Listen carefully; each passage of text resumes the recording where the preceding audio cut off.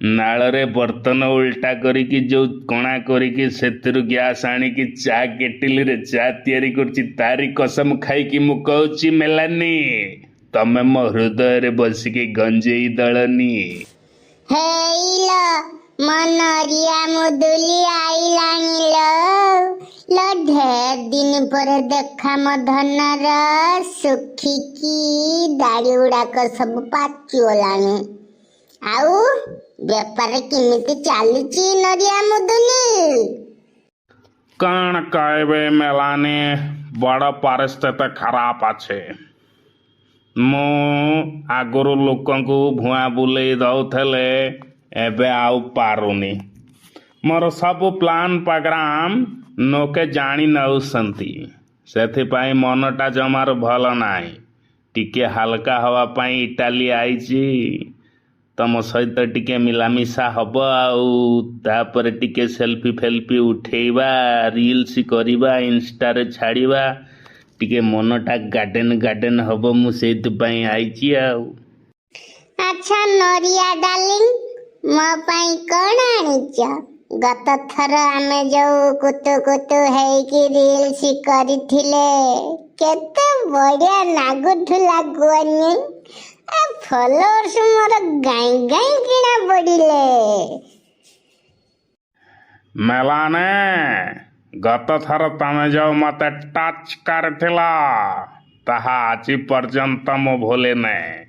ଯେଉଁ ହାତରେ ମୁଁ ତୁମକୁ ଛୁଇଁଥିଲି ତମେ ବିଶ୍ୱାସ କରିବନି ମେଲାନି, ମୁଁ ସେ ହାତକୁ 15 ଦିନ କାଳ ଧୋଇ ନଥିଲି, ଖାଲି ଶୁଙ୍ଘୁଥିଲି।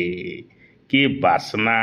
ଓଃ, ତୁ ନରିଆ ମୁଦୁଲି ଏଇ ଶୁଙ୍ଘିବା କାରଣରୁ ମାଇକିଣା ତୋର ଛାଡ଼ିକି ଗଲା। ଜୀବନ ସାରା ଏମିତି ଖାଲି ଶୁଙ୍ଘି ଶୁଙ୍ଘିକି କାଳ କାଟିଲ, କେବେ ଫଳଟେ ଫଳେଇ ପାରିଲନି। ତମେ ନରିଆ ମୁଦୁଲି ଭିଡୁକୁ ନୁହଁ, ଖାଲି ସେଇ ଶୁଙ୍ଗା ଶୁଙ୍ଗି ପାଇଁ ଫିଟ୍। ମେଲାନି, ସେମିତି କହି ତମେ ମନକୁ ଭାଙ୍ଗି ଦିଅନି।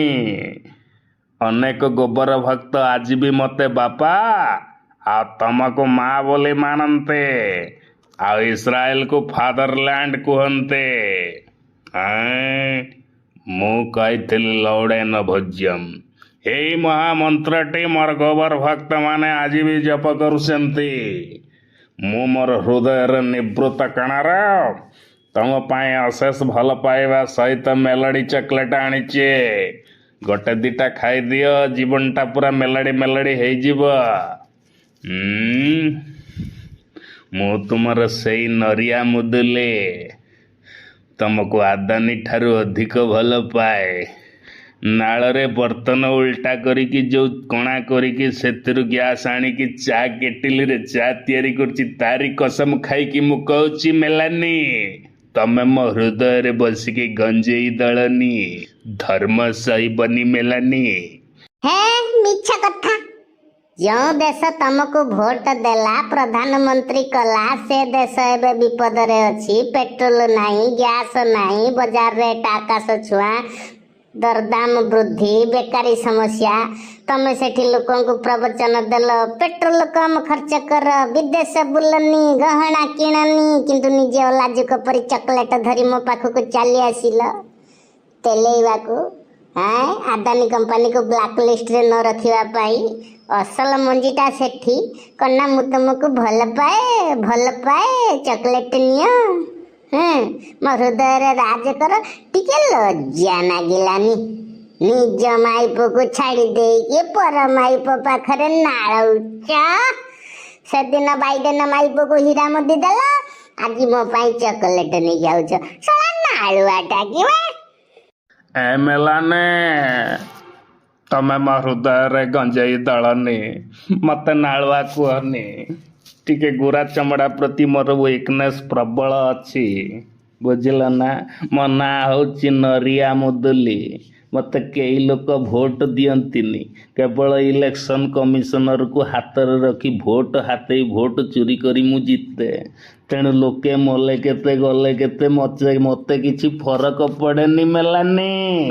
ଆରେ ଇଲେକ୍ସନ କମିଶନର ମୋତେ ଜିତାଏ ବୋଲି ମୁଁ ତା ପରିବାରର ସମସ୍ତ ସଦସ୍ୟମାନଙ୍କୁ ଭଲ ଭଲ ପୋଷ୍ଟରେ ଥଇଥାନ କରିଛି। ଦେଶରେ କିଛି ଅପାଠୁଆ ଗବଗାଣ୍ଡୁ ଗୋବର ଖିଆ ମୂର୍ଖ ଦଳଙ୍କୁ ଅନ୍ଧଭକ୍ତ ଏମିତି କରିକି ରଖିଛି ଯେ ମୁଁ ସେମାନଙ୍କ ହାତରେ ଯଦି ଲାଟିନ୍ କରିଦିଏ ସେମାନେ ନରିଆ ମୁଦୁଲିର ପ୍ରସାଦ ଭାବିକି ଖାଇଦେବେ। ମୋତେ ତମେ ଭଲ ଲାଗିଲ, ତେଣୁ ମୁଁ ଲଭ୍ କଲି। କ'ଣଟା ଭାସିଗଲା ସେଇଠୁ ମେଲାନି? ତମେ ଏମିତି ହୁଅନି। ଆରେ ଏଠି କ'ଣ ଏତେ ଫୁଟାଣି ମାରୁଛି ନରିଆ ମୁଦୁଲି? ତମ ଦେଶର ଟଙ୍କା ପରା ରସା ତଳକୁ ଗଲାଣି, ସେଟା କ'ଣ ଦେଖାଯାଉନି? ଯାଉ ବା, ମୋର କ'ଣଟା ଭାସିଯିବ ଯେ? ଲୋକେ ଯେତେ ଜି ମରେଇବେ ମୁଁ ସେତେ ଜିତିବି। ଟଙ୍କା ତଳକୁ ଯାଉ କି ଉପରକୁ ମୋର କିଛି ଯାଏ ଆସେ ନାହିଁ। ମୁଖ୍ୟମନ୍ତ୍ରୀ ଥିଲାବେଳେ ମୁଁ ବଡ଼ ବଡ଼ ଭାଷଣ ଗାଇଥିଲି। ଏବେ ତ ମୁଖ୍ୟମନ୍ତ୍ରୀ ନାହିଁ ନା। ଯଦି ପ୍ରଧାନମନ୍ତ୍ରୀ ଉପରେ ଗୋଟେ କିଛି ସିଟ୍ ଥାନ୍ତା, ମୁଁ ଯଦି ସେଠିକି ଯିବାକୁ ଚାହିଁଥାନ୍ତି ତାହେଲେ ମୁଁ ଏଇକ୍ଷଣା ଭାଷଣ ଦେଇଥାନ୍ତି ଟଙ୍କା ଗେଟୁଛି, ଟଙ୍କା ତଳକୁ ଖସୁଛି। ତେଣୁ ମୋର ଆଉ ଉପରକୁ ଯିବାର ନାହିଁ, ଉପରେ ବି କିଛି ପୋଷ୍ଟ ନାହିଁ। ମୋର ଆଡାନୀଟା ଭଲରେ ରହୁ, ସେତିକି ମୋର ଇଚ୍ଛା। ବୁଝିଲ ଭାଇର ବହନ? ନୂଆ ନୂଆ ଟୁକୁଳି ପାଇଲେ ତାଙ୍କୁ MP MLA କରିଦେବି, ଦରକାର ପଡ଼ିଲେ CM କରିଦେବି। ସେମାନେ ଖୁସିରେ ରହିଲେ ମୁଁ ବହୁତ ଖୁସି। ଗୋରା ଚମଡ଼ା ପ୍ରତି ମୋର ଟିକେ ୱିକନେସ୍ ଅଛି ନା। ମୋ ନାଁ ନରିଆ ମୁଦୁଲି। ଏ ମେଲାନି, ତମେ ଏମିତି ହୁଅନି। ଆଲୋ ନରିଆ ମୁଦୁଲି, ତୁ କାହିଁକି ମୋ ପଛରେ ପଡ଼ିଛୁ? ତୁ ହେଲୁ ହିନ୍ଦୁ, ମୁଁ ହେଲି ଖ୍ରୀଷ୍ଟିଆନ। ତୁ ମୋ ପଛରେ ପଡ଼ିଲେ ତମ ଅନ୍ଧଭକ୍ତ ସବୁ ଛାତି ବାଡ଼େଇକି କାନ୍ଦିବେନି? ସେଠି ତ ଖ୍ରୀଷ୍ଟିଆନକୁ ବହୁତ ଜୋର ବିରୋଧ କରାଯାଉଛି। ତମେ କେମିତି ଚକୋଲେଟ ଧରିକି ମୋ ପଛର ନାଳଉଚଲ?